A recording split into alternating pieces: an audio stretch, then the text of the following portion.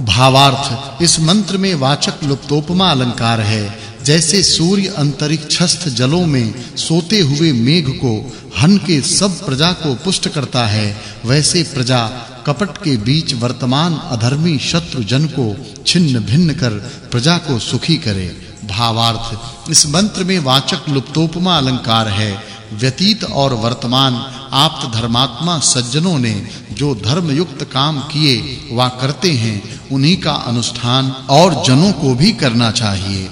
भावार्थ इस मंत्र में उपमा अलंकार है। जो राजपुरुष सूर्य के समान प्रजाजनों के उपकार करने वा मेघ के समान आनंद देने और उत्तम बल वाले हैं, वे ही शत्रुओं को जीत सकते हैं। भावार्थ इस मंत्र में वाचक् लुप्तोपमा अलंकार है। जिन संतानों को माता-पिता उत्तम शिक्षा और विद्या से प्रमाद रहित कर बढ़ाती हैं, वे सुखों को प्राप्त होकर सब ओर से बढ़ते हैं। भावार्थ इस मंत्र में वाचक् लुप्तोपमा अलंकार है। हे राजपुरुषों, जैसे सूर्य अपनी किरणों से समुद्र के जल को मेघमंडल को पहुंचा और उसे वर्षा कर प्रजा जनों को सुखी करता है, वैसे आप विद्या से अच्छे प्रकार उन्नत संयुक्त प्रजा कर उसे सुखी करें। जैसे बिजली के श्रवण से सब डरते हैं, वैसे न्यायाचरण के उपदेश से दुष्टाचरण से सब डरें। भावार्थ इस मंत्र में वाचक् लुप्तोपमा अलंकार है। जैसे अंतरिक्ष में बिजली के शब्द मेघ को जतलाते हैं, वैसे राजजन दुष्टाचरणों से दुष्ट जनों को सचेत करावें, अर्थात उनके छल कपटों को जता देवें।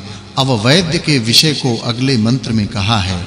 भावार्थ मनुष्य लोग यदि पुष्ट और वृद्धि देने वाले रोग विनाशक औषधियों के सार को सेवन करते हैं, तो पुरुषार्थी होकर ऐश्वर्य को बढ़ा सकते हैं। अब वैद्य विद्वान के विषय को अगले मंत्रों में कहा है। भावार्थ मनुष्यों को चाहिए कि सत्य विज्ञान युक्त बुद्धि से औषधि विद्या को जान इन औषधियों का सेवन कर पुरुषार्थ बढ़ा लक्ष्मी का संचय करें। भावार्थ जो मनुष्य परस्पर की वृद्धि करते हैं, वे सब ओर से बढ़ते हैं। किसी को अच्छी कामना नहीं छोड़नी चाहिए। भावार्थ इस मंत्र में वाचक् लुप्तोपमा अलंकार है। जो मित्र हो विद्या और विनय को प्राप्त होकर सत्य की कामना करते हैं, वे सबको सुख दे सकते हैं। भावार्थ इस मंत्र में वाचक् लुप्तोपमा अलंकार है। मनुष्य जिन विद्वान जनों में निवास करते और ऐश्वर्य को प्राप्त होकर तृप्त होते हुए औरों को तृप्त करते हैं, उनमें वे सूर्य के समान प्रकाशित होते हैं। भावार्थ वे ही सुख को प्राप्त होते हैं जो धार्मिक विद्वान सत्पुरुषों से सुंदर शिक्षित और रक्षित हों।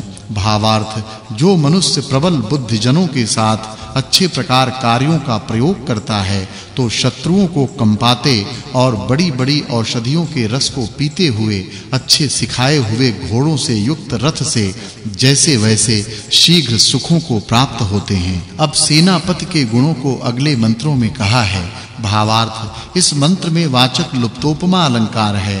राजपुरुषों को चाहिए कि जैसे सूर्य अंधकार को वैसे अन्याय को निवृत्त कर सज्जनों के हृदयों में सुख की प्राप्ति करा निरंतर बल बढ़ावे। भावार्थ जो मनुष्य किए हुए को जानने वाले विद्वानों को सेनापति का अधिकार कर श्रेष्ठ पुरुषों के साथ कर्तव्य और अकर्तव्य कामों को अच्छे प्रकार निश्चय कर प्रजा सुख की सिद्धि करें, वे सब सुखों को प्राप्त होवें। अब सूर्य के दृष्टांत से राजधर्म को कहते हैं। भावार्थ इस मंत्र में वाचक् लुप्तोपमा अलंकार है।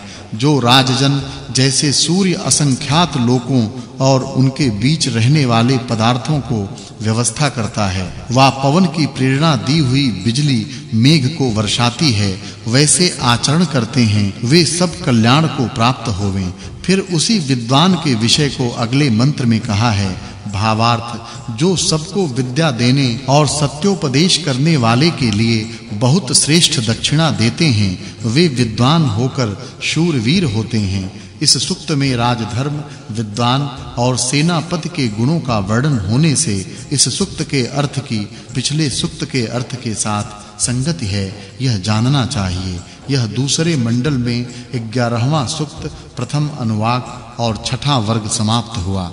अब 15 ऋचा वाले 12वें सूक्त का आरंभ है। इसके प्रथम मंत्र से सूर्य के गुणों का वर्णन करते हैं। भावार्थ, जिस ईश्वर ने सबका प्रकाश करने और सबका धारण करने वाला, अपने प्रकाश से युक्त आकर्षण शक्ति युक्त लोकों की व्यवस्था करने वाला सूर्य लोक बनाया है, वह ईश्वर सूर्य का भी सूर्य है, यह जानना चाहिए। भावार्थ, हे मनुष्यों, जो ईश्वर बिजली व सूर्य को न रचे तो चलते हुए बड़े-बड़े भूगोलों को कौन धारण करे, कौन मेघ को वर्षावे और कौन अंतरिक्ष को अपने प्रकाश से पूरित करे। भावार्थ, हे मनुष्यों, जो सूर्य लोक मेघ को वर्षाकर समुद्र को भरता है, वह सब भूगोलों को अपने प्रति खींचता है, अपनी किरणों से मेघ और समीपस्थ पाषाण के बीच उष्मा को उत्पन्न करता है, वह अग्नि रूप है, यह जानना चाहिए। अब ईश्वर के विषय को अगले मंत्रों में कहा है। भावार्थ, इस मंत्र में उपमा अलंकार है। जो ईश्वर कारण से विविध प्रकार के लोकों और पदार्थों को रचता है और जो सब कर्मों को लक्ष्य सा रखता है, वह सबको उपासना करने योग्य है। भावार्थ, जो आश्चर्य गुण कर्म स्वभाव युक्त परमेश्वर है, उसको कोई वह कहाँ है ऐसा कहते हैं, कोई उसको भयंकर, कोई शांत और कोई यह नहीं है ऐसा बहुत प्रकार से कहते हैं। वह सबका आधारभूत हुआ सत्य, धर्म और जीवन के उपायों का वेद के द्वारा उपदेश करता है, वह सबको उपासना करने योग्य है। भावार्थ, हे मनुष्यों, उसी परमेश्वर की उपासना तुम करो कि जो जगत की उत्पत्ति, स्थिति, प्रलय करता तथा सकल विद्या युक्त वेद का उत्तम ज्ञान कराने वाला है। अब बिजली रूप अग्नि के विषय को अगले मंत्रों में कहा है।